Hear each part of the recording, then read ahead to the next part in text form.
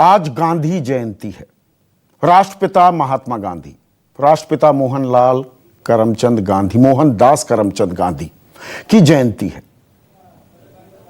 वो गांधी जिन्होंने देश को आजाद कराने में एक अहम भूमिका निभाई, एक बड़ा योगदान दिया, जुल्म, ज्यादती, अत्याचार के खिलाफ अपनी आवाज बुलंद की, शांतिपूर्ण तरीके से आंदोलन किए, रीढ़ की हड्डी तोड़ दी अंग्रेजों के काले राज की। पर आप कहेंगे कि ये मैं क्यों बता रहा हूं, ये तो हम जानते हैं। ये आज बताना इसलिए जरूरी हो जाता है क्योंकि हम जो न्यू इंडिया की बात कर रहे हैं, उस न्यू इंडिया में क्या जुल्म, ज्यादती, अत्याचार होता है तो वहां पर संवेदनशीलता दिखाने के लिए, संवेदनाएं जाहिर करने के लिए हम आजाद हैं क्या? आजाद भारत में भी हम आजाद हैं क्या? बात कर रहा हूं हाथरस कांड की। एक लड़की, एक दलित लड़की, और लगातार मैं कह रहा हूं वो किसी भी जात पात की होती, दलित है मैं इसलिए इस बारे में बात नहीं कर रहा हूं। देश की बेटी के साथ कहीं भी, किसी भी इलाके में, किसी भी सूबे में गैंगरेप हो, रीढ़ की हड्डी तोड़ दी जाए, जीभ काट दी जाए, तो आवाज उठनी चाहिए। जात पात में हमें बेटी को बांटने की जरूरत नहीं। बेटी इस देश का भविष्य है, इस देश का मान सम्मान है। अब मौत हो जाती है, उस पर मैंने चर्चा की। रात को कैसे अंतिम संस्कार किया गया, परिवार वालों को आखिरी झलक तक नहीं मिल पाई। लेकिन अब क्या हो रहा है? परिवार अपने घर में बंद है, वो बंदी हो चुका है, किसी को उनसे मिलने की इजाजत नहीं दी जा रही। राजनीतिक दल अपनी संवेदनाएं जाहिर करने और राजनीति चमकाने, मैं इस पहलू को नजरअंदाज नहीं कर रहा हूं, वो उनसे मिलना चाहते हैं। कल मैंने राहुल गांधी, प्रियंका गांधी की तस्वीरें आपको दिखाई थी। आज तृणमूल कांग्रेस के नेता, उनके सांसद मिलने जा रहे थे हाथरस, परिवार से बातचीत करना चाहते थे, दुख साझा करना चाहते थे। और वहां पर तस्वीरें आप देखिए, पुलिस ने जाने की इजाजत नहीं दी, धक्का मुक्की हुई। राज्यसभा सांसद हैं डेरेक ओब्रायन, देखिए किस तरह से खदेड़ा जा रहा है, धक्का दिया जा रहा है, जाने की इजाजत नहीं दी जा रही। यह राजनेताओं की बात है। कहा जा रहा है ये राजनीति चमका रहे हैं। ठीक है, ये राजनीति चमका रहे हैं, एक एक करके जाने क्यों नहीं दिया जाता? क्या परिवार के दुख में कोई शामिल नहीं हो सकता? दोनों पहलुओं पर मैं बात कर रहा हूं।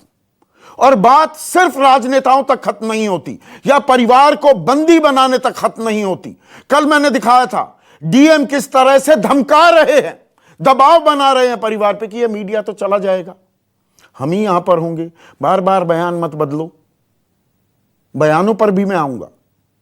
सूबे के additional DG law and order Prashant Kumar कहते हैं कि रेप तो हुआ ही नहीं, कानून नहीं पढ़ा है उन्होंने, लगता है विशाखा गाइडलाइंस भी नहीं पढ़ी हैं।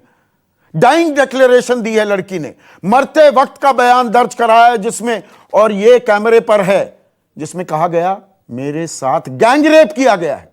वो कह रहे हैं गैंगरेप ही नहीं हुआ। गैंगरेप की बात छोड़िए, रेप नहीं हुआ, उस पर मैं आऊंगा। तो परिवार बंदी, नेताओं को इजाजत नहीं, मीडिया को भी इजाजत नहीं। हम लोग उस परिवार से बातचीत नहीं कर सकते, प्रतिक्रिया नहीं ले सकते, उस गांव में नहीं जा सकते। और वहां पर मेरे सहयोगी राहुल सिन्हा ने यह कोशिश भी की, और राहुल प्रकाश ने, और राहुल ने क्या पाया, पहले उसकी भी एक झलक आपको दिखा देता हूं। एडीएम साहब बात कीजिए, एक बारी बात करिए सर। एडीएम साहब बात कीजिए एक बारी, यहाँ रोका जा रहा है सर, ये गलत बात है सर, ऐसे नहीं रोक सकते आप, ऐसे नहीं कर रहे, ऐसे नहीं कर सकते आप, ऐसे धक्का नहीं दे सकते। मेरे को एडीएम साहब के पास जाने दो, बात करने दो। उधर से आ जाइए, वो खड़े एडीएम। मैं कह रहा हूँ ये बंद कर रखा है, इधर से ये खुला है, ये एक बार उधर बात करें, बाहर से ही मैं इधर ही खड़ा हूँ, मेरे को आप जाने दो, बात करने दो। मेरे को एडीएम साहब से बात करने दो। आप मेरी बात सुनिए, मेरे को आप एडीएम सर बाहर, वजह क्या है, अंदर क्यों नहीं जाने दे रहे आप, ये बता दीजिए सर, बताएंगे आप बाहर आ जाइए। एडीएम सर से, एडीएम सर,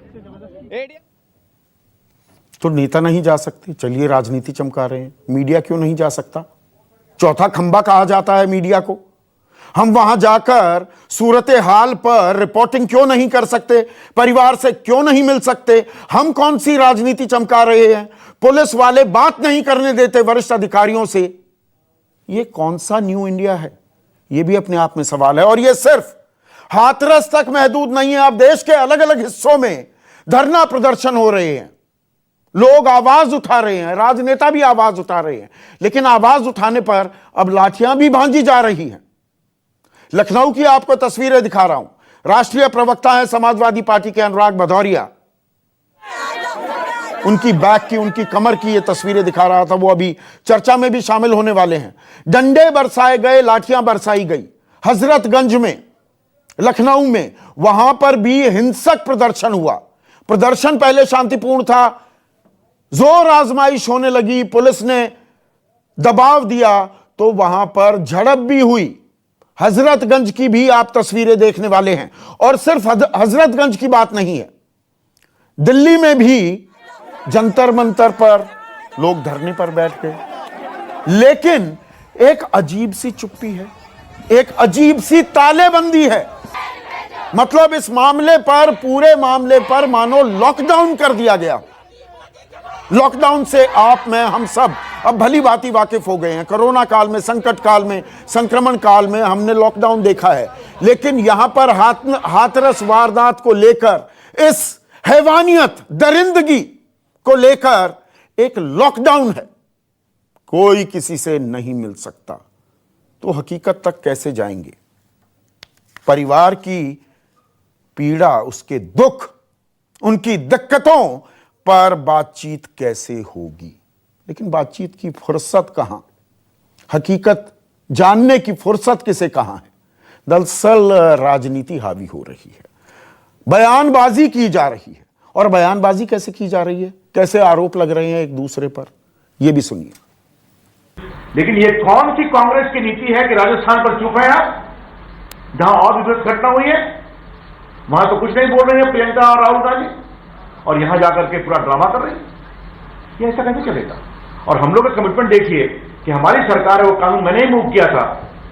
आज अगर 12 साल से नीचे की बच्ची होगी तो फांसी लगेगी आपको बलात्कार में, और बाकी इसके ऊपर होंगे तो आपको आजीवन, मतलब आजीवन आप जेल में रहेंगे। इसके खिलाफ इस देश की एक एक महिला की आवाज उठनी चाहिए। इस देश के एक एक पुरुष की आवाज उठनी चाहिए, क्योंकि इस तरह का अन्याय कि पहले जो भी उस लड़की के साथ किया गया उसको झेलते हुए भी सरकार की कोई मदद नहीं मिली। उसका परिवार एकदम अकेला महसूस कर रहा होगा अपने आप। ऐसे में आज का सबसे बड़ा सवाल, हे राम, यूपी में ये कैसा काम?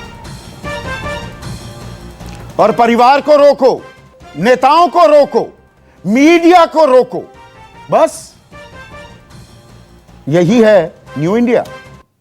चर्चा में मेरे साथ बीजेपी के राष्ट्रीय प्रवक्ता प्रेम शुक्ला, कांग्रेस के राष्ट्रीय प्रवक्ता पवन खेड़ा, समाजवादी पार्टी के राष्ट्रीय प्रवक्ता, कमर में अच्छी पिटाई हुई है इनकी, अनुराग भदौरिया मेरे साथ हैं। सेंटर फॉर सोशल रिसर्च की डायरेक्टर, जानी मानी समाज सेवी, महिलाओं के लिए आवाज बुलंद करती हैं, रंजना कुमारी मेरे साथ हैं। एके जैन डीजीपी रह चुके हैं उत्तर प्रदेश पुलिस के। इनसे मैं जानना चाहूंगा ये पुलिस का, स्थानीय प्रशासन का रवैया ऐसा क्यों है? ये सामान्य है क्या? ये प्रक्रिया है क्या? ये स्टैंडर्ड ऑपरेटिंग प्रोसीजर है क्या? और वरिष्ठ पत्रकार सत्यहिंदी.com नाम का डिजिटल प्लेटफॉर्म चलाते हैं आशुतोष भी इस चर्चा में जुड़ चुके हैं। अब प्रेम शुक्ला, आज गांधी जयंती है जी। हाथरस में जो हुआ, गांधी आज जिंदा होते वो क्या करते? सबसे पहले मैं महात्मा गांधी को विनम्र श्रद्धांजलि अर्पित करूंगा। महात्मा गांधी निश्चित तौर पर उस पीड़िता के और उस पीड़िता के परिजनों के लिए न्याय सुनिश्चित करते हैं, और आदरणीय योगी आदित्यनाथ जी उस पीड़िता और उसके परिजनों के लिए न्याय सुनिश्चित करने का कार्य कर रहे हैं। वहां पर फास्ट ट्रायल कोर्ट घोषित कर दिया गया है, एसआईटी गठित कर दी गई है, अभियुक्त गिरफ्तार कर लिए गए हैं, और पीड़िता को पूरी तरह से न्याय सुनिश्चित करना, ये योगी जी ने अपना दायित्व कार्य कर रहे हैं। पीड़िता के परिवार से मिलने जाते महात्मा गांधी? पीड़िता को न्याय सुनिश्चित करना ज्यादा आवश्यक है। किसी प्रकार का वहां पर जाकर सिर्फ प्रदर्शन करने से ज्यादा आवश्यक है क्या पीड़िता को न्याय सुनिश्चित हो रहा है ये तय करना। और मौके पर जाने की जरूरत नहीं, तो महात्मा गांधी निश्चित ने तौर पर न्याय सुनिश्चित करते। जब वहां अन्याय होता, न्याय सुनिश्चित नहीं हो पाता, तो उसके बाद जो भी कदम महात्मा गांधी जी उठाते। मैं इसलिए ये पूछ रहा हूं कि महात्मा गांधी वहां नहीं जाते क्या? जब देश आजाद हो रहा था, ट्विस्ट विद डेस्टिनी स्पीच दी जा रही थी जी 15 अगस्त को 1947 में, तिरंगा फहराया जा रहा था। महात्मा गांधी दिल्ली में तो मौजूद ही नहीं थे, आजादी का जश्न ही नहीं मना रहे थे, वो नौखाली में मौजूद थे। वहां पर दंगे हो गए थे, लोगों के बीच बैठे हुए थे, उनसे बात कर रहे थे, उनकी पीड़ा पर मरहम लगाने की कोशिश कर रहे थे। तो यहां पर पीड़ा पर मरहम लगाया जाए, परिवार से मिला जाए, तो दिक्कत क्या है? पीड़िता से निश्चित तौर पर मिलना चाहिए, लेकिन उनको न्याय सुनिश्चित करना ज्यादा आवश्यक है। आज जब वहां एसआईटी जांच करके उनका बयान दर्ज कर रही है, उसमें बयान दर्ज करना आवश्यक है, पीपली लाइव करना आवश्यक है। पीपली लाइव हो रहा है, तो मुझे लगता है कि बयान दर्ज करना आवश्यक है। अच्छा, ये पीपली लाइव हो रहा है, मीडिया को भी नहीं जाने देंगे? मीडिया नहीं जा सकता, क्यों? किस बात का चौथा खंभा? बयान दर्ज नहीं, वही मैं एसआईटी ने उस न्याय की प्रक्रिया को समग्रता की ओर ले जाना, यह प्राथमिकता है। अगर 4 वहां पर लोग पहुंच जाएंगे कैमरा क्रू के साथ, तो मुझे लगता है छोटे से गांव में क्या उन परिजनों का बयान दर्ज हो पाए। कल ही आदरणीय प्रियंका वाड्रा ने एक वीडियो रिलीज किया, उस वीडियो में बाकायदा प्रॉम्प्टिंग की जा रही, कोई बात ट्यूशन पढ़ा रहा है परिजनों को।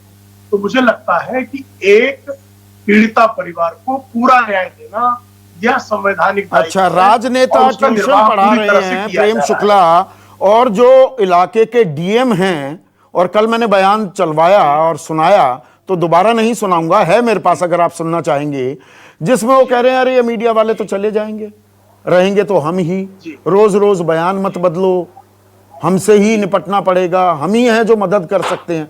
बहुत संवेदनशीलता, बहुत सद्भावना दिखा रहे थे डीएम। नहीं, इसीलिए एसआईटी बैठाई गई ना।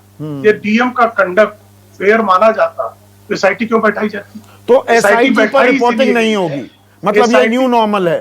एसआईटी, हाँ, मतलब मीडिया जाकर देख नहीं सकता हो क्या रहा है। एसआईटी को अंतिम सत्य मान ले, एसआईटी पर पूरी तरह से भरोसा कर लें। एसआईटी नहीं, मैं ये पूछना चाहता हूँ आदरणीय चौधरी जी कि एसआईटी जांच करे कि नहीं करे, एसआईटी न्याय दे कि नहीं, एसआईटी न्याय की प्रक्रिया प्रारंभ करे कि नहीं करे, ये भी इस पीड़ित लड़की के भाई का बयान सुनवाऊं मैं आज सुबह का, डीएम का मैंने सुनवा दिया। अभी विक्रांत वीर की बात में करने वाला, न्याय सुनिश्चित कर रही है एसआईटी ना। अरे जिसके लिए न्याय की लड़ाई आप लड़ रहे हैं, एसआईटी लड़ रही है, वो क्या कह रहे हैं इस न्याय के बारे में, वो तो सुनेंगे ना प्रेम शुक्ला, वो तो सुन लीजिए। एसआईटी उसी ने भेजी गई। अरे सुनिए तो, वो क्या कह रहे हैं? आप कह रहे हैं उनके लिए न्याय, सुनिए पहले। निकलने नहीं दे रही, निकलने नहीं दे रही। रखा है पुलिस ने? पुलिस क्या, कहाँ, कैसे लगी है? घेराबंदी कर रखी है चारों रंग से, छत पे, गांव में, गली में, सब में। खेत के बगल में थे उस वक्त जब हुआ था? बंद करा दिया तुम्हारी इनको, डराया था हमको। फोन है सबके पास? फोन नहीं है, फोन तो छुड़ा लिया है पहले के, किसी को बुला नहीं ले। सबके साथ फोन ले लिया क्या? हाँ, सबको। क्या आपकी माँ ने और भाभी ने क्या बोला कि मीडिया को बुला के लाओ? हाँ, यूँ कहा था मीडिया को बुला के लेके आओ, हम उनसे बात करेंगे। आप यहाँ कैसे पहुँचे हो? कैसे हम तो आने दिया? खेतों में के आए हैं, छुपके नियार के बहाने से कि घास लेने आने नहीं दे रहे क्या? आने नहीं दे रहे किसी को। अच्छा, हमारे ताऊ भी आ रहे थे कि हम तो अपने आदमी को बुला के लेके आएंगे, हम तो मीडिया वालों को बुला के लेके आएंगे। डीएम साहब धमकी दे रहे हैं? उनको धमकी दे रहे हैं, उनको मारा था, उनकी छाती पे लात मारा था। तो ये आप इंसाफ दिला रहे हैं? भाई भाग कर, छिप छाप कर, पगडंडियों से बाहर निकलकर मीडिया से मिल रहा है, परिवार चाहता है मीडिया से बात करना, घर में बैठे हुए हैं, फोन जब्त कर लिए गए हैं, डराया धमकाया जा रहा है, आप कह रहे हैं इंसाफ दिया जा रहा है और इस पर विश्वास कर लें। देखिए उसी शिकायत के खिलाफ तो एसआईटी बैठी है ना। एसआईटी उन्हीं शिकायतों को सुन रही है और पीड़ित परिवार को न्याय देना सुनिश्चित कर रही है। मुझे लगता है कि मीडिया न्याय देगा कि एसआईटी और अदालत न्याय देगी? एसआईटी अदालत तो मतलब परिवार कह रहा है हम मीडिया से SIT बात जो करना जांच चाहते हैं, परिवार वो- घर में बंद कर दिया गया है, फोन छीन लिए गए मीडिया से हैं, बात। किसी से SIT मिलने नहीं दिया SIT जा रहा। आप कह रहे हैं अरे इंसाफ दे रहे हैं, बैठे रहो घर में, हो जाएगा एसआईटी नहीं, एसआईटी की पूछताछ पूरी होने के बाद वो मुक्त है ना। अच्छा, कोई उनको मुक्त है तो मतलब अभी बंदी है, उनको आप पूरी ये तरह मान से रहे हैं? पूरे स्वतंत्र है वो मीडिया के साथ अपनी पीड़ा को शेयर कर सकते हैं। अच्छा, मीडिया उनकी लड़ाई में यदि शक्ति दे सकता है तो मीडिया का भी स्वागत। तो अभी किसी की जरूरत नहीं, बस एसआईटी पर भरोसा करे परिवार, घर में बंद पड़ा आज तो रहे। भी एसआईटी की जांच चल रही है, तो एसआईटी की जांच तो मुझे लगता है उसमें सबने सहयोग करना चाहिए, मीडिया ने ठीक भी है, सहयोग करना। देखिए मैं एके जैन साहब हैं, एके जैन साहब ये स्टैंडर्ड ऑपरेटिंग प्रोसीजर है? एक पीड़ित है, गैंग रेप की पीड़ित, उसकी मौत हो जाती है, अंतिम संस्कार का ड्रामा हमने देखा, परिवार को आखिरी झलक तक देखने को नहीं मिलती है। अब परिवार घर में बैठा हुआ है, बंदी है, फोन जब्त कर लिए गए, मीडिया से मिलना चाहता है, यहां कहा जा रहा है अरे इंसाफ दिला रहे हैं ना। यह तरीका होता है? एसआईटी की जांच ऐसे ही होती है क्या एके जैन साहब? नहीं, मैं इस प्रकार के व्यवहार से कतई सहमत नहीं हूं। पुलिस का, प्रशासन का दायित्व बनता है, एसपी और डीएम का, कि जो पीड़ित परिवार है उसको मरहम लगाएं, उसकी जो मदद कर सकते हो वो करें, उनका जो डर है उसको दूर करने के लिए परमानेंट गांव में तैनाती करें पुलिस फोर्स की, घर के पास ही। नंबर 2, उनको शस्त्र के लाइसेंस दिए जाएं जिससे कि वो अपनी सुरक्षा कर सकें, वो अपने को मजबूत महसूस करेंगे। नंबर 3, विपक्षी गणों के पास जो शस्त्र के लाइसेंस हो या उनके जो सहयोगी हैं जिनसे इनको डर लगता हो, वो सब आर्म्स के लाइसेंस कैंसिल होने चाहिए या सस्पेंड होने चाहिए। जो गांव के दबंग हैं, ये भी प्रक्रिया बहुत दिन चलानी पड़ेगी पुलिस को कि जो भी इनको धमकी दे फोन पर या रास्ते चलते, तुरंत मुकदमा दर्ज हो और तुरंत उस गुंडे के पर खिलाफ किसी को मिलने नहीं दिया जा रहा। कंप्लीट लॉकडाउन है एके जैन साहब, कंप्लीट लॉकडाउन का क्या मतलब? नहीं, गलत है ये गलत है। इसी से तो प्रॉब्लम्स खड़ी हो रही हैं। और डीएम का बयान, मैंने उसका जिक्र किया एके जैन साहब, और जो ये एसपी हैं इलाके के विक्रांत वीर, और यहां पर ये संयोग है क्या? पिछले साल उन्नाव रेप कांड सुर्खियां बटोरता है, तो ये उन्नाव में पोस्टेड थे, आज की तारीख में ये हाथरस में पोस्टेड हैं। और ADG law and order Prashant Kumar कहते हैं कि रेप तो हुआ ही नहीं। कल वो कहते हैं रेप तो हुआ नहीं। अब मुझे ये बताइए, जो क्रिमिनल लॉ अमेंडमेंट एक्ट 2013, जिसको निर्भया एक्ट भी कहते हैं, उसकी लास्ट लाइन पढ़ रहा हूं सर। अप्लाइंग माउथ और touching private parts were also classified as offences of sexual assault. शायद उन्हें यह नहीं मालूम कि आज की तारीख में परिभाषा क्या है, और इस परिभाषा को भी गोली मारिए। डाइंग डिक्लेरेशन है लड़की का, कैमरे के सामने बयान है मेरे साथ गैंग रेप हुआ। एडीजी लॉ एंड ऑर्डर कहते हैं रेप ही नहीं हुआ, और एसआईटी पर पूरा भरोसा कर लिया जाए कि जान? नहीं, मैं पहले ही दिन से कह रहा हूं कि इसमें मिस हैंडलिंग हुई है और ये ठीक प्रकार से हैंडल नहीं किया गया है पूरा प्रकरण, और कार्रवाई इसमें होगी। हाई कोर्ट ने भी इसका संज्ञान लिया है और मैं समझता हूं कि इसमें शीघ्र ही कार्रवाई होगी, और मीडिया को बिल्कुल अलाउ कर दिया जाना चाहिए मिलने के लिए। अपोजिशन के लोग भी अगर मिलना चाहें तो एक एक दो करके मिल लें। वहां पर हंगामा करने की या जुलूस निकालने की या वहां पर प्रदर्शन करने की अनुमति न दी जाए। 144 लगी हुई है। नहीं, कोई पर्दादारी है क्या? कुछ छुपाया जा रहा है क्या? कुछ नहीं, कोई छुपाने की क्या बात है? ये तो फिर ये ऐसा क्यों हो रहा है? ये थोड़ा आपको अजीब नहीं लगता? आप डीजीपी रहे। जग जाहिर हो जाएगा। जो भी फैक्ट्स हैं, कोई चीज नहीं छुपेगी। इसमें तो लीगल एक्सपर्ट्स भी उसको एग्जामिन करेंगे, फॉरेंसिक एक्सपर्ट्स भी एग्जामिन करेंगे, मेडिकल लीगल एक्सपर्ट्स भी इसको देखेंगे। ऐसा नहीं है, ये तो सब देखेंगे, और जो इसमें दूध का दूध है, पानी का पानी है, वो करना पड़ेगा, वो करना पड़ेगा। बिल्कुल। अब पवन खेड़ा, एक सेकंड सर, पवन खेड़ा, जो सवाल मैंने प्रेम शुक्ला से पूछा वही सवाल मैं आपसे भी पूछ रहा हूं। गांधी होते तो जाकर मिलते ना, धरना प्रदर्शन करते, शांति प्रदर्शन करते। आप क्या कर रहे हैं? फोटो अपॉर्चुनिटी दे रहे हैं आपके नेता, फोटो आप ग्रैब कर रहे हैं कि जी यमुना एक्सप्रेसवे पर पैदल चलेंगे, धक्का मुक्की होगी, कोनी पर थोड़ी चोट लग जाएगी, थोड़ी देर के लिए डिटेन किया जाएगा, फिर दिल्ली अपने घर आ जाएंगे। अगर आपकी इतनी संवेदनशीलता है वहीं धरने पर बैठ जाते। गांधी हिलते क्या वहां से? मेरा सवाल आपसे ये है। संदीप चौधरी जी,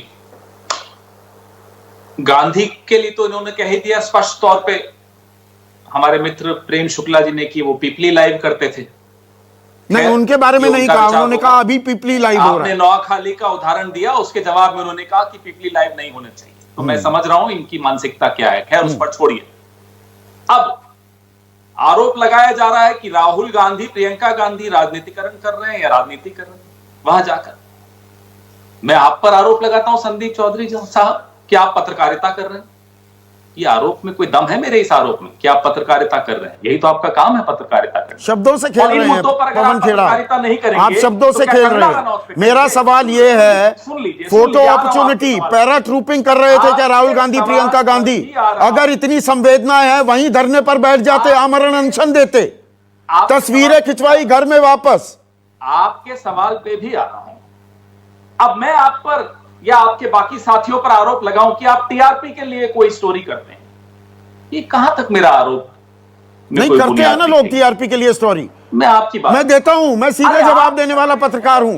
बहुत सी स्टोरी टीआरपी के लिए होती है, तो आप भी टीआरपी बटोर रहे हैं, इसलिए फोटो खिंचवाई और चले गए राहुल गांधी और प्रियंका गांधी। साहब, मेरा एक वाक्य भी आप समाप्त नहीं होना देना चाहते तो आप पहले तमाम प्रश्न मुझसे पूछ लीजिए। मैं नहीं, मैं बीच में, मैं पूरा मौका देता हूं, आप बात करिए, पर बीच में इंटरजेक्ट करता रहूंगा। होगी, हाँ, बड़ी मेहरबानी होगी कि आप चुपचाप मेरी बात सुन लें और आपको जितने प्रश्न पूछने उसके बाद पूछ लें। राहुल गांधी वहां बैठे क्यों नहीं? पहले तो है कि वहां गए क्यों? गए तो भाई गाड़ी से उतर के पैदल क्यों गए? पैदल क्यों गए तो भाई गिरे क्यों? गिरे तो फिर उठे क्यों? उठे तो फिर वापस क्यों आए? वहां बैठे क्यों नहीं? अरे ये इनमें से एक भी सवाल मैंने नहीं पूछा। फिर अरे साहब मेरे को बोलने ही नहीं दे रहे ना, आपकी समस्या ये है आज, पता नहीं क्या बात होगी। बोलने तो दीजिए साहब, बोलिए ना, बोलने तो मुद्दे पर आइए ना, चले क्यों गए? मैं मुद्दे पर ही हूँ। राहुल गांधी मुद्दा था अभी आपकी इस प्रश्न का, मैं उसी मुद्दे पर हूँ। हाथरस मुद्दा है आपकी बहस का, मैं उसी मुद्दे पर हूँ। मैं यहाँ नहीं गया हूं, मैं भी वहीं हूं। ये क्या मतलब है कि गए तो गए क्यों, आए तो आए क्यों, बैठे तो बैठे क्यों, चले तो चले क्यों? ये कोई प्रश्न है? माफ कीजिएगा, वो वहां गए तो पूरे दिन हर चैनल ने इस बारे में कम से कम चलाया, नहीं तो वही रिया चक्रवर्ती चल रही थी कि उसकी एनसीआरबी है, उसकी वो बेल की एप्लीकेशन है, यही चल भर रहा था ना। अगर राहुल गांधी, प्रियंका गांधी वह गए तो इस एक चैनल ने ये चलाया, सबका ध्यान आकर्षित हुआ। मेरे को गर्व है मेरे नेताओं पर कि उन्होंने ये कर दिखाया। नहीं तो आपको छोड़ दीजिए, एक आध आप जैसे होंगे। हाँ चलिए, बोल दिया, वरना मुझे अपनी ताल ठोकनी पड़ती। 3 दिन से 4 दिन से राहुल गांधी से बहुत पहले से हमने अभियान चला रखा है। आपकी बात नहीं कर रहा हूं। हाँ। आप जानते हैं मैं किन सब लोगों की बात कर रहा हूं। उनको करने दीजिए अपना काम। पर राहुल गांधी 12 क्यों नहीं गए? राजस्थान क्यों नहीं गए? वो टीआरपी जोन नहीं है क्या? आपने टीआरपी अब शब्द इस्तेमाल कर दिया, मैं वो इस्तेमाल करूंगा। राजस्थान में टीआरपी नहीं मिलती, यूपी में टीआरपी मिलती है क्या? थाना गाजी का नाम आपको भी याद होगा, 2019 की बात है, अशोक गहलोत की सरकार तब भी थी राजस्थान में। थाना गाजी में राहुल गांधी वहां गए थे या नहीं गए थे? अलवर में बताइए। गए थे। इसी तरह का 12 क्यों नहीं गए? अरे साहब, अब 12 क्यों नहीं गए उसका भी जवाब दे देता हूं। मुझे पहले इसका जवाब जरूर दूंगा, मैं बच के नहीं भागूंगा प्रेम शुक्ला जी की तरह। पहले मुझे यह बताइए, जो इनके तमाम गजेंद्र सिंह शेखावत, बड़े बड़े नेता जो वहां मुख्यमंत्री बनने के लिए सुबह से शाम सरकारें गिराने के लिए घूम रहे थे, वो क्यों नहीं गए 12? इतना कमजोर विपक्ष है क्या राजस्थान में कि वो 12 नहीं जा रहे? हाथरस अगर कांग्रेस जा रही तो पूछते हैं साहब कि आप 12 क्यों नहीं गए? विपक्ष हो ना, क्यों नहीं जाते वहां 12? कौन रोक रहा है? अशोक गहलोत नहीं रोकेंगे, जाइए 12। और इसमें अगर आपको तुलना करनी है तो सरकार के रवैये की तुलना कीजिए। मैं बताता हूं कैसे। क्या 12 में 8 दिन लगे एफआईआर कराने में? क्या 12 के डीएम ने बोला फेक न्यूज है? नहीं, यहाँ पर 8 दिन नहीं लगे। आप गलत जानकारी मत दीजिए। बीच में नहीं, गलत जानकारी में बिल्कुल टोकूंगा मैं। पवन खेड़ा, 8 दिन नहीं लगे एफआईआर में। एफआईआर तत्काल दर्ज की गई, गैंग रेप की धारा 8 दिन बाद लगी। पूरी बात बताइए, ऐसे मत कहिए। 164 का बयान है 12 में बच्चियों का मजिस्ट्रेट के सामने। तुलना करनी है तो पूरी करिए। फेक न्यूज बताई क्या? क्या परिजनों से लाश छीन ली गई? आधी रात को अंत्येष्टि कर दी गई छिपकर, पेट्रोल डालकर लाश पर? क्या ऐसा हुआ? हम तो फिर भी कहते हैं गजेंद्र सिंह शेखावत, वसुंधरा जी, जिसको आना है आए। वो क्या नाम है उनका? प्रेम शुक्ला रिस्पॉन्ड कीजिए। 3 मेहमान अभी शांत बैठे हैं। प्रेम शुक्ला स्क्रीन पर। आप 12 क्यों नहीं चले जाते? पहली बात, महिलाओं के सम्मान की बड़ी बात होती है, हाथरस पर चुप्पी क्यों है? इस मामले में, जिस मामले का हम जिक्र कर रहे हैं हाथरस के मामले का, इसमें भी मजिस्ट्रेट के सामने बयान हुआ है पीड़िता का। इसमें भी एसआईटी तक बनाई गई है। इसमें फास्ट ट्रैक कोर्ट है। 12 में जहां पर राजस्थान सबसे रेट कैपिटल ऑफ इंडिया बन गया है, 15.8 बलात्कार प्रति लाख, उत्तर प्रदेश की तुलना में 7 गुना अधिक। और 12 में राहुल गांधी क्यों नहीं गए, इस प्रश्न का जवाब अब तक आपके पास नहीं है। नहीं, आप क्यों नहीं गए, इसका जवाब दीजिए ना, उनसे पूछ लिया मैंने, अब आपकी बारी है। आप क्यों नहीं गए 12? अभी कल की बात, अभी कल की बात कर लीजिए। बांसवाड़ा में इसी तरह से दलित लड़की, तो आप जाइए ना, वो तो कह रहे हैं यहाँ पर आइए, संवेदनाएं जाहिर कीजिए, पीड़ा साझा कीजिए, आप क्यों नहीं जाते? लड़कियां तो अपनी मर्जी से गई थी, लड़कियां अपनी मर्जी से वहां गई थी, और तो लड़कियों की गलती है। अगर बलात्कार राजस्थान में करता है तो ये लड़कियों की गलती है। श्रीमती प्रियंका वाड्रा के अति प्रिय अशोक गहलोत, रॉबर्ट वाड्रा को संरक्षण देने वाले अशोक गहलोत, उनका कहना है कि लड़कियों की गलती है। अरे आप क्यों नहीं गए? स्मृति ईरानी, मेनका गांधी बड़े ट्वीट करती हैं, मुंबई में कुछ हो जाता है कि महिलाओं का अपमान हो रहा है, यहाँ महिलाओं का सम्मान हो रहा है क्या? कोई ट्वीट नहीं। मेरा सवाल यह है प्रेम शुक्ला, दर्ज होता है तो यहाँ कृपा करके समझ लीजिए कि यहाँ न्याय हो रहा है और वहां न्याय को संरक्षण है। देखिए, ये जो हो रहा है ना कि तुम्हारे राज्य में क्या हो रहा है, मेरे राज्य में क्या हो रहा है, मेरे ख्याल से प्रेम शुक्ला आपने भी 15.8 बलात्कार प्रति लाख और 2.6, आपने शायद प्रधानमंत्री की नसीहत नहीं सुनी है। एक मिनट प्रेम शुक्ला सुनिए ना, प्रेम शुक्ला सुनिए। तो वहां पर प्रति लाख 2.6 एनसीआरबी का आंकड़ा है, क्योंकि मैंने तो मैन्युफैक्चर किया नहीं, बहुत सही आंकड़ा दिया। 8 प्रति लाख राजस्थान, जो बलात्कारियों का स्वर्ग बन गया है, उस बलात्कारियों के स्वर्ग में जहां नारकी जीवन हो गया नारियों का, वहां पर जाने में श्रीमती प्रियंका वाड्रा को क्या संकोच है? श्री राहुल गांधी अब कह दिया ना आपने, एनसीआरबी के आंकड़े भी दे दिए। अब रुकिए, तो हम बलात्कार के मामले को राजनीति नहीं, हम न्याय सुनिश्चित करना चाहते हैं। अच्छा, आपने कह दी ना अपनी बात। शायद आपने प्रधानमंत्री मोदी की हिदायत ही ढंग से नहीं सुनी है प्रेम शुक्ला जी। और देश के प्रधानमंत्री हैं, सभी राजनीतिक दलों को जो वो बात कहते हैं गंभीरता से लेनी चाहिए। 2018 में लंदन में थे प्रधानमंत्री मोदी, उन्होंने क्या सलाह दी थी पूरी राजनीतिक जमात को, वो सुनिए। आप मुझे कल्पना कर सकते हैं, जब किसी छोटी बालिका पर बलात्कार होता है,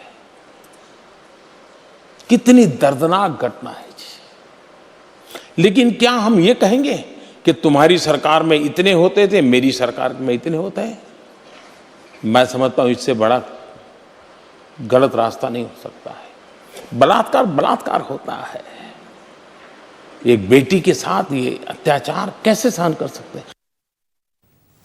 अब प्रेम शुक्ला, मैं आपसे प्रतिक्रिया नहीं चाहूंगा, मैं प्रधानमंत्री की बातों को गंभीरता से लेता हूं।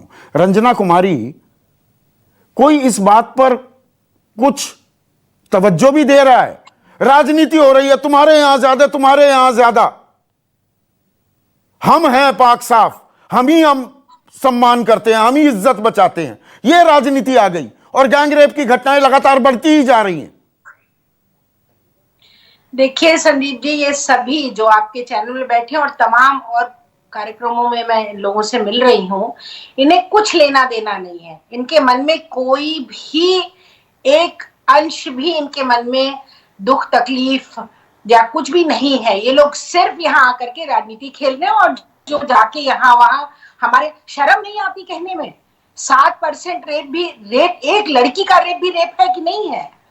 उस लड़की की जीभ काटी, उसका पूरा शरीर तोड़ा, ये आपको स्वीकार्य है क्योंकि राजस्थान में हुआ? ये आपको नहीं? एडीजी लॉ एंड ऑर्डर कहते हैं रेप तो हुआ ही नहीं। आप बीच में नहीं बोलेंगे। अगर आप मैं बोल रहा हूँ रंजना जी, बिल्कुल उचित नहीं होगा, बीच में इनको मत बोलने दीजिए। मैं बोल रहा हूँ रंजना जी, कोई नहीं बोल रहा। और अच्छा संदीप जी, मैं आपसे सिर्फ एक बात कहना चाहती हूँ कि जो आज राजनीति खेली जा रही है, सब लोग लड़कियों की रेप को सीढ़ी बनाकर सत्ता को बचाए रखना चाहते हैं या सत्ता की गद्दी पर पहुंचना चाहते हैं। आप इससे ज्यादा दुर्भाग्य क्या हो सकता है किसी देश का कि औरत की अस्मिता, औरत का शरीर, औरत की जिंदगी, उसकी इज्जत चली जाए ताकि हम सत्ता में बने रहें। इसके लिए सारा ड्रामा। आप ये बताइए कि जो आज हाथरस में हुआ, पूरी दुनिया में शर्म से सिर झुका। एक जमाने में मोदी जी बोलते थे कि ये दिल्ली रेप कैपिटल है, पूरी दुनिया के सामने हम शर्मसार हो रहे हैं। वो भी आपने शायद वो क्लिप चलाई थी एक दिन, मैंने सुनी थी। तो क्या ये शर्मसार करने की बात नहीं है? आज कोई भी, आज मैं किसी एक इंटरनेशनल कॉन्फ्रेंस की कीनोट एड्रेस दे रही थी, सारी औरतें मुझसे सिर्फ एक ही सवाल पूछ रही थी कि ये क्या हो रहा है हिंदुस्तान के अंदर। आपके यहाँ ये गैंगरेप, हड्डी तोड़ना, जीभ काटना, और उसके बाद सरकारों का उसकी लाश को जला देना बिना how can dead body not be given to the family? women are asking us this question across the world. ये कोई तरीका है बात करने का? ये कोई आप लोग का डिफेंड करने का? उनके यहाँ इतने परसेंट, उनके यहाँ नहीं नहीं, ये देखिए एक परंपरा है। एक मिनट रंजना एक मिनट रुकिएगा। ये परंपरा है जो आपने रेप कैपिटल वाला जिक्र किया प्रधानमंत्री मोदी के बयान का। हर जगह, उन्नाव में क्या हुआ, कठुआ रेप कांड में क्या हुआ, एक मिनट निर्भया में क्या हुआ, तत्कालीन मुख्यमंत्री और पवन खेड़ा उनके अहम सलाहकार थे, उनको यहां तक कहना पड़ गया ना कि लड़कियों को रात को देर रात बाहर नहीं निकलना चाहिए। जिम्मेदारी लड़कियों पर आ जाती है। मुलायम सिंह यादव ने क्या कहा, बच्चों से गलतियां हो जाती हैं। रेप मामले में कहा बच्चों से गलतियां हो जाती हैं। यह हमारा राजनीतिक एक चलन है, घड़ियाली आंसू बहाए जा रहे हैं। प्राथमिकता बिल्कुल नहीं है, कोई मान सम्मान इंसाफ की बात ही नहीं है। अगर मैं ये कहूं मैं गलत कह रहा हूं क्या रंजना? बिल्कुल नहीं संदीप, बिल्कुल सही कर रहे हो। मैं तो इस बात से बहुत इस समय ये सोचती हूँ, बहुत दुखी हूँ कि किस तरह के लोग आज हमारी पब्लिक लाइफ में आ गए हैं। और सबसे बड़ी बात मैं प्रश्न पूछना चाहती हूँ कि आप हाथरस में अगर मीडिया को नहीं जाने देना चाहते तो क्या ये इमरजेंसी है? क्या ये इमरजेंसी है या फिर आप क्या छुपाना चाहते हैं? मीडिया क्यों नहीं जा सकता? कैसे, किस अधिकार से आपने उनके फोन ले लिए? डीएम जो उनको जाके धमकाता, आपने उसको हटाया है? एसआईटी जब बनी है तो एसआईटी को कम से कम जो वहां के पावरफुल ऑफिसर्स और जिन लोगों ने सब कुछ किया, आपने उनको सस्पेंड किया जब तक एसआईटी जांच करेगी। तो क्या वो एसआईटी की जांच को प्रभावित नहीं करेंगे? आप किस तरह की आंखों में धूल झोंक रहे हैं? अगर हम लोग को जानकारी नहीं होती तो ये जो बीजेपी की सरकार जो कुछ भी हाथरस में आज कर रही है, वो क्या ये आंखों में धूल झोंकने का काम नहीं है? एसआईटी सुन के कान पक गए। एसआईटी का बिल्कुल, जो ये एसआईटी की बात और फास्ट ट्रैक कोर्ट कहा जाता है। एक मिनट रंजना, अनुराग भदौरिया स्क्रीन पर। ये फास्ट ट्रैक कोर्ट की भी जो दुहाई दी जाती है ना, ये मैंने कल कार्यक्रम में बताया था। फास्ट ट्रैक कोर्ट में भी इंसाफ मिलने में जितना वक्त लगता है, सामान्य कोर्ट में उससे पहले इंसाफ मिल जाता है। निर्भया फंड भी हमने तमाशा बना रखा है। ये निर्भया शब्द को ही लेकर जो ये राजनीति होती है, मुझे घिन आने लगी है।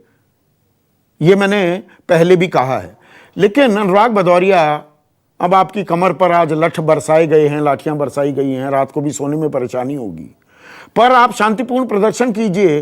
वो जोर आजमाइश कर रहे थे, आप धक्का मुक्की पुलिस के साथ करेंगे, कानून व्यवस्था बिगाड़ने की कोशिश करेंगे। अगर आपको इंसाफ दिलाना है, इतनी संवेदनाएं हैं, शांतिपूर्ण तरीके से क्यों नहीं करते? देखिए संदीप जी, जब एक घटना घटी तो मैं आपको बताऊं, समाजवादी लोग बहुत, चूंकि हम लोगों ने मौन रखा हुआ था और गांधी प्रतिमा पे बैठे थे, उनको दिक्कत ये थी कि हम गांधी प्रतिमा पे ना बैठ पाए, इसलिए गांधी प्रतिमा पे पहुंच ही नहीं पाए। उसके पहले चौराहे पे ही दे लाठी। और आपको शायद पता नहीं, कमर ही नहीं, अगर मैं हाथ दिखाऊं तो आप देखोगे हाथ मेरा मैं तस्वीरें दिखा रहा हूं। तो इतनी तरह नहीं, वो तो उस समय तो उतनी स्वेलिंग नहीं आई थी, चूंकि एकदम ताजा लगा था। फिर बाद में जब एक्सरे होता है तो पता चलता है। लेकिन मैं आपको बताऊं, आखिर हम लोग की गलती क्या थी? गांधी जी से शिकायत करने गए थे कि सरकार गूंगी बहरी सुनती नहीं है। गांधी जी का आज हम लोग 2 अक्टूबर था, चलो गांधी जी को बोल के आते, वो भी कोई जिंदाबाद नहीं, आप देखिए कोई नारेबाजी नहीं, बहुत शांतिपूर्ण तरीके से। इतने में भी सरकार डर जाती। जैसे हाथरस के अंदर आपने देखा, रात के अंधेरे में एक बच्ची, जो माँ अपनी बच्ची के पाल के जिसने बड़ा किया होगा, और उस बच्ची का चेहरा भी नहीं देखने दिया, ऐसे तानाशाही जनरल डायर की तरह सबके पूरे गांव को लॉक कर दिया। आपको इतनी संवेदनाएं थी, आप हाथरस जाते, लखनऊ में खड़े होकर क्या कर रहे थे आप? नहीं, हाथरस है, हाथरस में सारे लोग समाजवादी पूरा गांव घेरे बैठे हैं, तभी तो परेशान है ये। आज तो हम लोग अक्टूबर, चुके गांधी जयंती थी इसलिए यहाँ पे थे, वहां है ऑलरेडी समाजवादी पूरा गांव घरे बैठे, तभी तो परेशान है भारतीय जनता पार्टी। दिक्कत इस बात की है, हमने इनसे बोला कि ये आप ऐसा कर क्यों रहे? अच्छा, आपने देखा कितनी आसानी से हर बात ये लोग पलट जाते हैं। एसआईटी की बात, एसआईटी क्या है? एसआईटी का हेड कौन होता है? प्रिंसिपल सेक्रेटरी होम होता है, सरकार इनकी है, सब कुछ हो जाता है। गरीब बच्ची है, कमजोर बच्ची है, दलित बच्ची है, तो उसके लिए कोई भारतीय जनता पार्टी का नेता, महिला नेता ने भी एक ट्वीट नहीं किया। और खासकर वो जो उत्तर प्रदेश से जीत के जाती है, वो बाल आयोग की मंत्री भी है, बाल विकास की मंत्री भी है, कोई उनका ट्वीट नहीं है। और अगर कोई बड़े घर की बेटी है, उसका नाम है, शौहरत है, उसका जरा सा आप उसकी दहलीज पे थोड़ा सा अगर खरोंच भी लगा देंगे तो वाई सिक्योरिटी मिल जाएगी। क्या ये भारतीय जनता पार्टी का तरीका है कि गरीब मजदूर बच्ची के लिए आप एयर एम्बुलेंस नहीं दे पाए, कि एयर एम्बुलेंस से आके उस एम्स में आप उसकी पीआर नहीं कर पाए, कि एम्स में एडमिट नहीं करा पाए, कि एम्स में उसका इलाज हो जाता और आपको उसको सफदरजंग हॉस्पिटल में इलाज तो आप आज क्यों इतने एक्टिव हुए अनुराग भदौरिया? 14 सितंबर की ये घटना है, आपको मालूम लग गया था, तब क्यों नहीं आवाज उठी इंसाफ के लिए?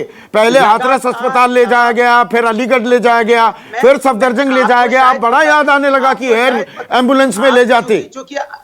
अरे एयर एम्बुलेंस हम लोगों ने बोला था कि एयर एम्बुलेंस क्यों नहीं? कब बोला? तब सड़कों पर क्यों नहीं आए? ये पॉलिटिकल कम्पिटिटिवनेस चल रही है, राजनीतिक स्पर्धा चल रही है। अरे वो नंबर ना बना ले, वो टीआरपी ना ले जाए तो आप घुस गए। मेरा बात पूरी हो जाए। आपकी मीडिया तब जगी है जब उसकी मौत हो गई है। मीडिया कब जगती है मैं आप पूछना चाहता हूँ। कौन हिम्मत? मीडिया ही हर चीजों की, मीडिया सरकार चला रहा है, हम देश चला रहे हैं। नहीं, उत्तर प्रदेश हो या देश हो, मैं आपसे बोल रहा हूँ, एकमात्र हम लोग हैं जो लाठी भी खाते हैं और अपनी बात भी करते हैं। हम क्या बोलने गए थे? हम तो खाली महिलाओं के न्याय मांगने के लिए गए थे और हम कोई वहां प्रदर्शन करने को तो गए नहीं। ठीक है आशुतोष, स्क्रीन पर आशुतोष, जो ये अब देखिए मीडिया क्या कर रहा था, और मीडिया अपना काम करने की कोशिश कर रहा है, छोटा चौथा खंबा हमें कहते हैं, तो मीडिया को कवरेज रिपोर्टिंग की इजाजत नहीं दी जा रही। मीडिया कौन सा तनाव बढ़ा देगा, कौन सा वहां दंगा फसाद फैल जाएगा मीडिया के चलते। यह बात एक लेवल तक समझ में आती है कि राजनेता जाएंगे, कार्यकर्ता जाएंगे, वहां तनाव हो सकता है। मीडिया की रिपोर्टिंग में कौन सा तनाव है?